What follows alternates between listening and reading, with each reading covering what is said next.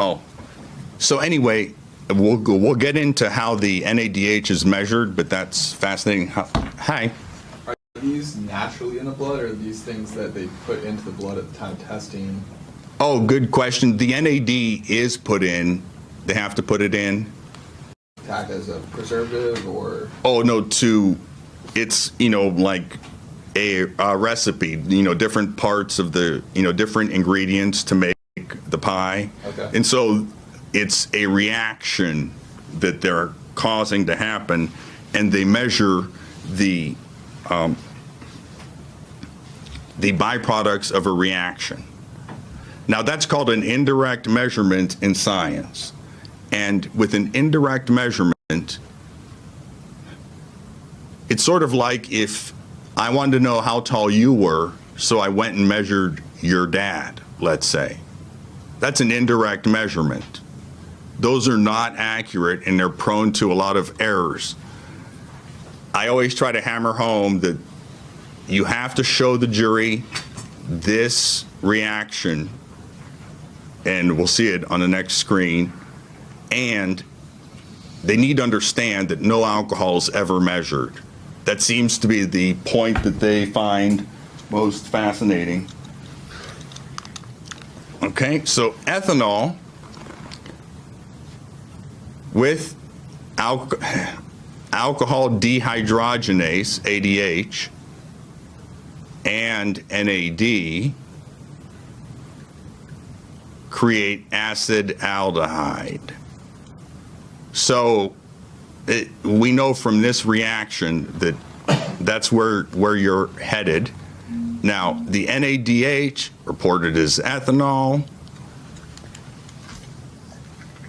And now this measurement of the NADH is flawed. They use spectrophotometry, and they look at the wavelength of NADH. So it's like shooting a light through something, and the amount absorbed is then given as a measurement. Well, NADH hasn't cornered the market on 340 nanometers or any particular type of the any particular wavelength, and they're only looking at one. You can't just look at one, but this is a quick and dirty test, so they allow it. The wavelengths, see, there's 340, that's where NADH is, and the NAD, which is added in before it becomes NADH, has a different wavelength. And so if you know that NAD is being placed in the reaction, and the person has, well, let's see if I have it on the, okay. Purpose of the test, it's only used with a clinical examination and other findings, medical history. Okay, so here's the big problem. Your client's in the hospital, and this is a DUI. If he's in the hospital, that generally means he's injured. If he's injured, your muscles release LDH, lactate dehydrogenase, and lactate or lactic acid. And you can imagine how much we have in our muscles, and that saturates the blood. So just having NAD, the lactate and the lactate dehydrogenase produces NADH, and the NADH is then reported as ethanol. Most attorneys do not challenge these tests. They don't know anything about them. And if they consult someone, physicians don't know these tests because they don't, they just look at results. Kind of like the radiologist looks at the MRIs. but he's not the one that actually administers the actual test. So they don't even know what's going on, what procedures are used, and lawyers are, oh, okay, well, it must be accurate because the hospital said so. NADH is measured, reported as ethanol, thank you. Okay, rhabdomyolysis.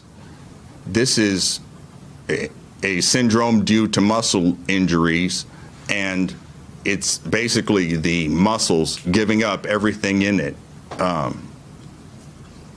into the bloodstream.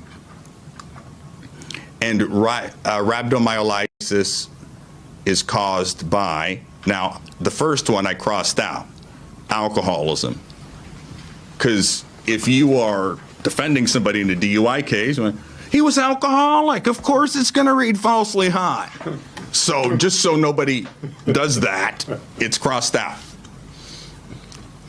There's certain inherited and genetic syndromes, heat stroke, heat intolerance, necrosis of the muscles, low phosphate, seizures, severe exertion such as a marathon or running or calisthenics, shaking, chills, and use or overdose of drugs, especially cocaine. I don't, so that's why I crossed all those out, because you know what, my client was doing cocaine, okay? He was, that's why it's reading wrong. All right. All right, the big surprise. NADH has been on the market for 17 years. It's sold over the counter. You can find it at any CVS, Walgreens, Rite Aid. It's used to supposedly give you energy. But how do we know if the person's taking this? I mean, all my clients take it religiously. At least that's the story I give. They take it every day, 3 times a day.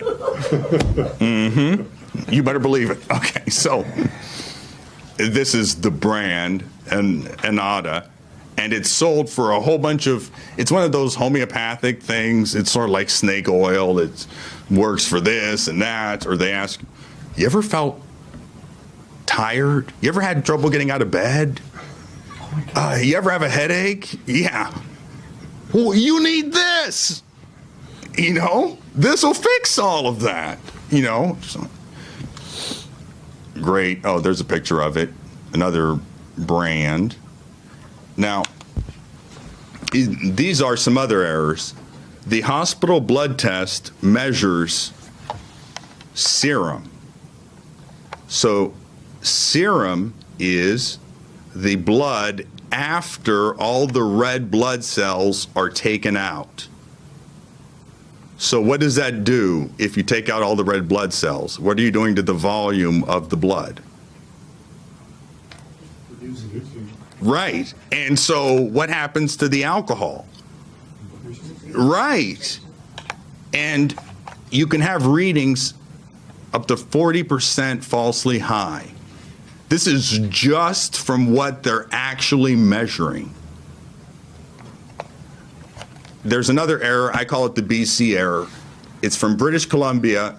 They haven't been able to explain it, but they get these readings that are really high, but there's nothing in the blood or anything that would cause this. The person wasn't drinking, and there's none of those reagents in there at all.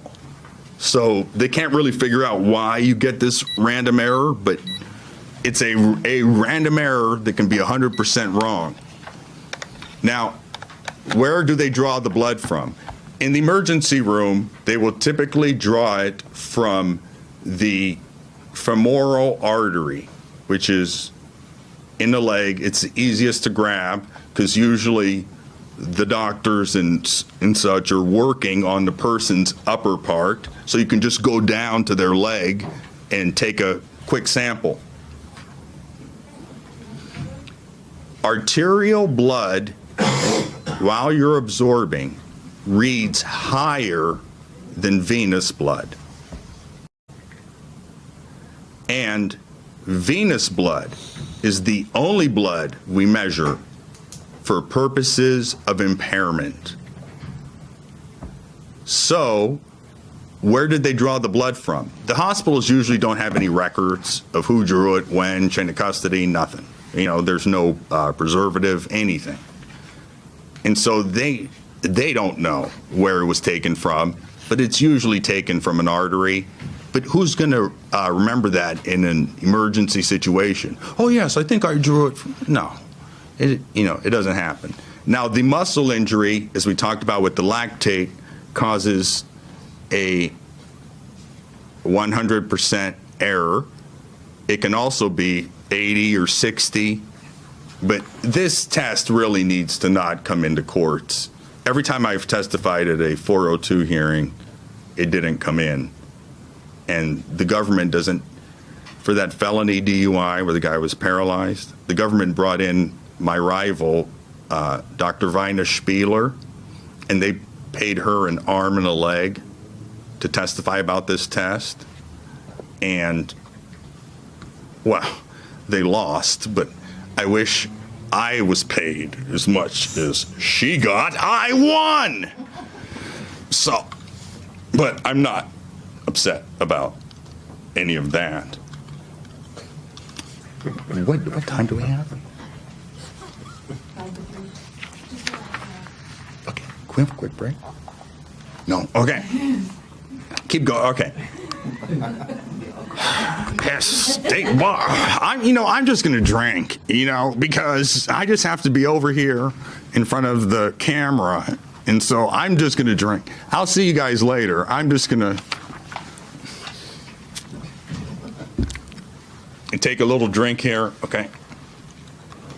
So the source of error, there's no chain of custody, there's no preservative, no anticoagulant.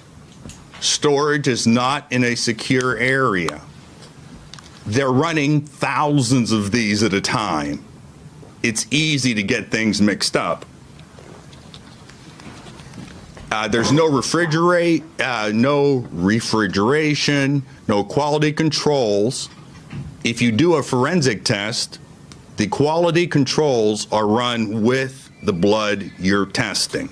And you have quality controls and reference samples. Here, you have none of those. It's just an instrument spitting out a number. 150%?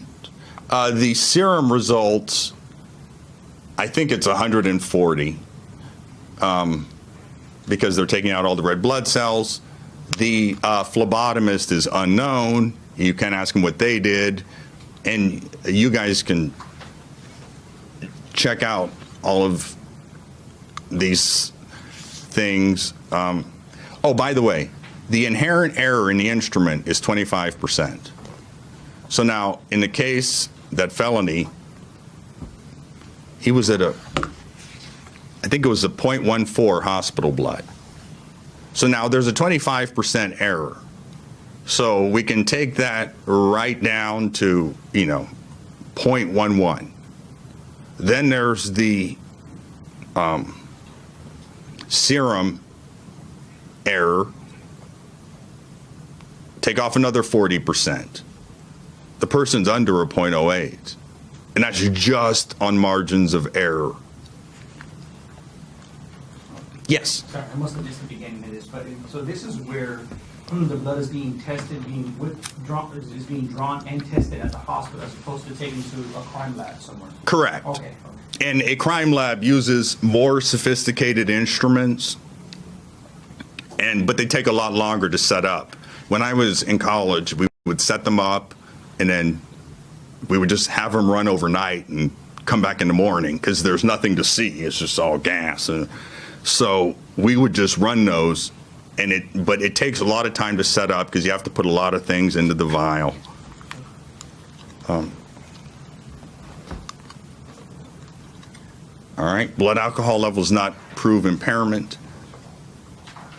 By the way, if you're in trial and you're defending one of these cases,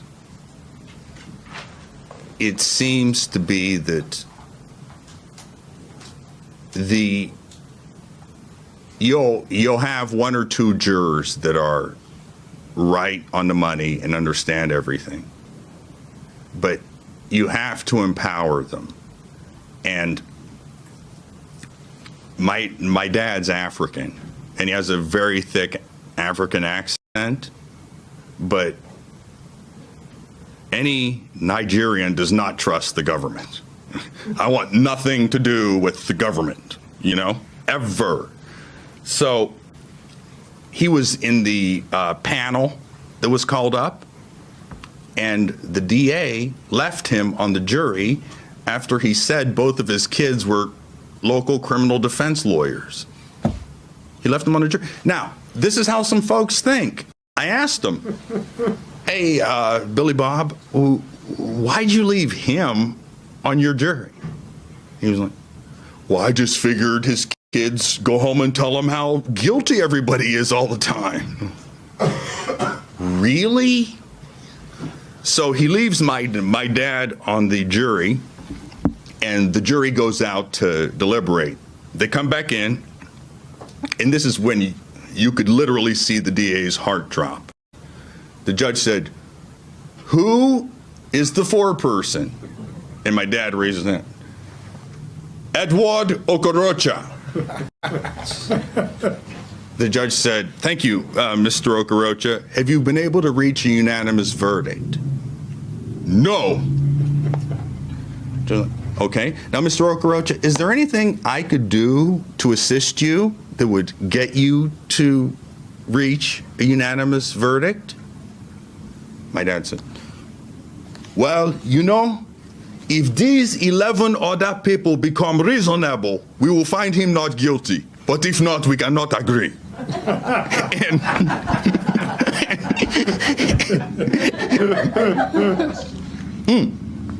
Sure. Okay.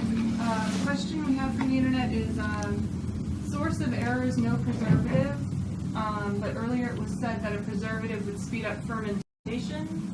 Please distinguish. Does that make sense? Yes, and the preservative increases fermentation for the most common microbe we have in our blood, which is Candida albicans.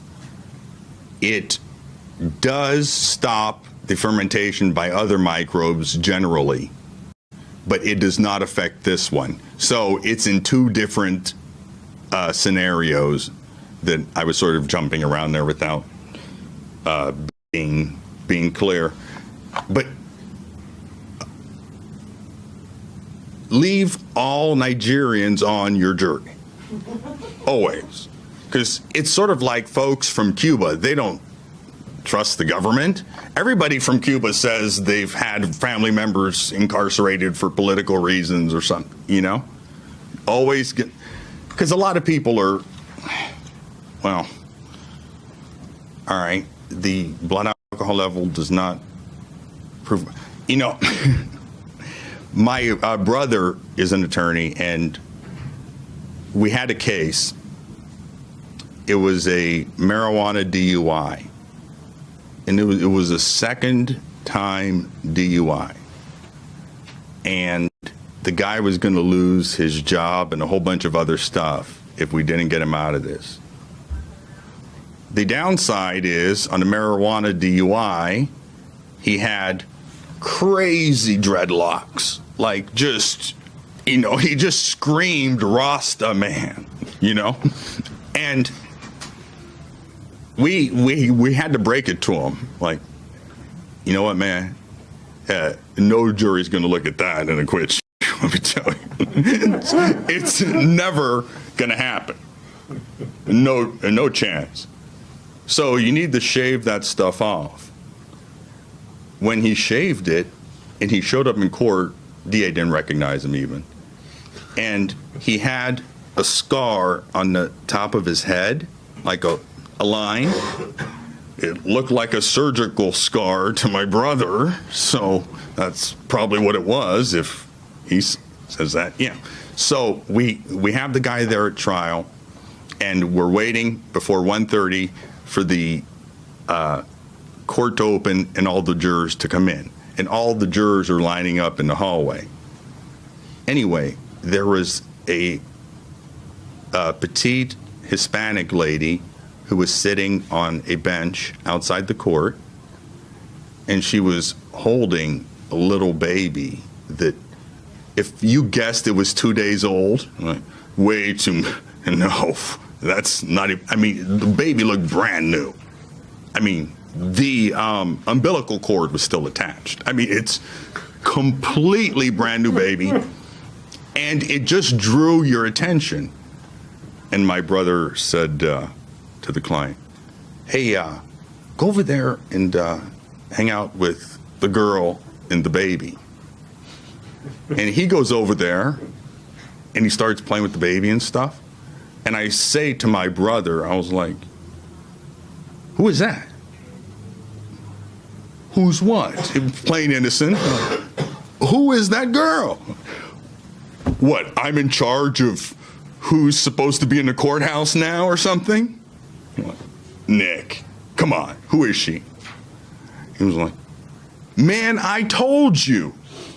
There is nobody who's innocent of an alcohol crime whose family's not there to support them, because the jurors assume that the family's sick of you. That's why they're not present. And I was like, yeah, okay, Nick, but that's not his family. I mean, the baby wasn't even black. And, you know, and I was like, man, where did she come from? I mean, how did this scenario happen exactly? And I was like, I mean, I don't understand. The baby's not even black. I don't, I personally don't get it. And so he was, we were kind of, watching the guy and so forth. And I finally said, Nick, who is this girl? And how did she end up here? I put an ad on Craigslist and offered $50 for a girl with a baby. You did? But it works because they start to, I mean, if someone has a baby that looks 1 day old, you really want to send that guy to jail? Right? I mean, so it was brilliant on some fronts, but very, very unusual. I am not used to any of that. So when we all file in after this display of, because people believed that he was the father. And so what I said to the jury, and this was just a question. I wasn't saying this is true. I was just asking a general question in voir dire. Do you believe that people who have brain cancer and have had brain surgeries should be allowed to take medical marijuana? And right then, DA went ballistic, but he offered to dry, so we're out of there quickly.